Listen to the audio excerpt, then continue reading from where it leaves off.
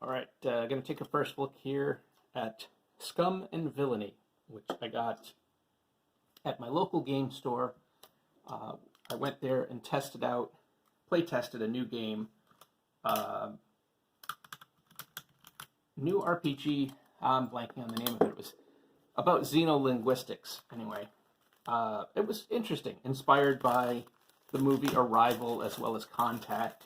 Uh, they ran a demo playtest at Labyrinth in DC this past weekend. And while I was there, I always like to make sure I buy something at the local shop to try to support the local shop. And I'm able to get there so infrequently because it's local, but not really. It's quite a ways away from me by public transit. But it's a great store. Labyrinth is awesome. If you're in DC, always stop by. Very family friendly, really nice store.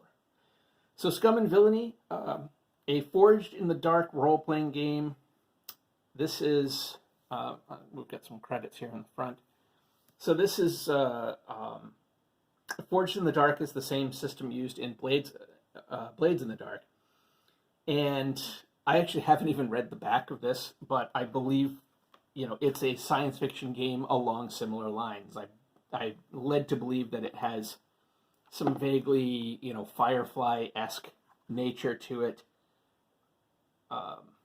My love of Firefly has unfortunately sort of faded over time, thanks in part to some behind-the-scenes stuff. Some of the people involved with it have made my enjoyment of it less. It's just how sometimes it works. But boy, when I got that on DVD, it was really a game changer for me, and I enjoyed it so much.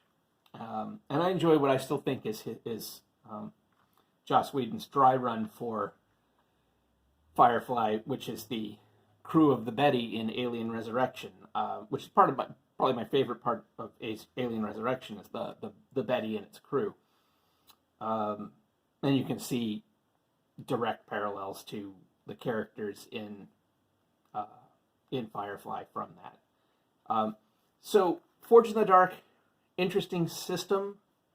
It's connected to the Apocalypse World, I think is what it's called, system, which I have, or Powered by the Apocalypse, I think that's what it's being called now. I have mixed feelings on. I think it's kind of like Fate. I think it ends up,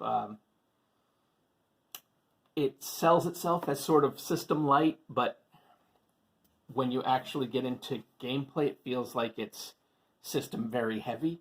You just have to keep. It feels like everything has a rule for it, and I don't like that. So I don't know how closely I will hew to Forged in the Dark. I don't know. Again, having not really had a chance to get into it, I haven't had a chance yet to play Blades in the Dark. I want to. But I find this sort of thing really interesting, and I always am partial to science fiction games, so I always want to check out and see what they're doing and what's happening in science fiction gaming. It's my preferred genre.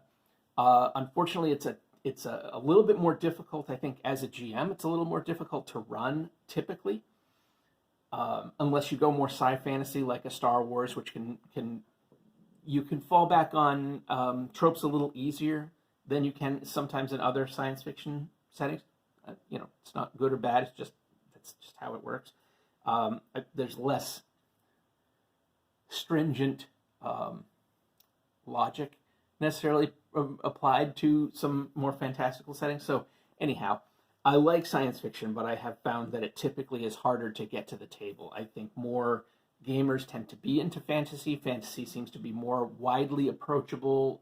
There's, for various reasons, I don't know. But I'm hoping with the recent popularity of Dune and with some sci-fi shows being on TV, maybe people will be a little bit more willing to try out something like this instead. So, Scum and Villainy. We'll take a look at it at some point here. Let me see if I can show you a credits page, just so you can see if you want that information.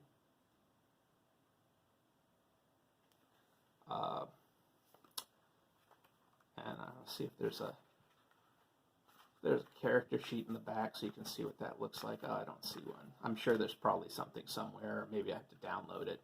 But, yep. There's the back of the book if you want to see anything that it says here.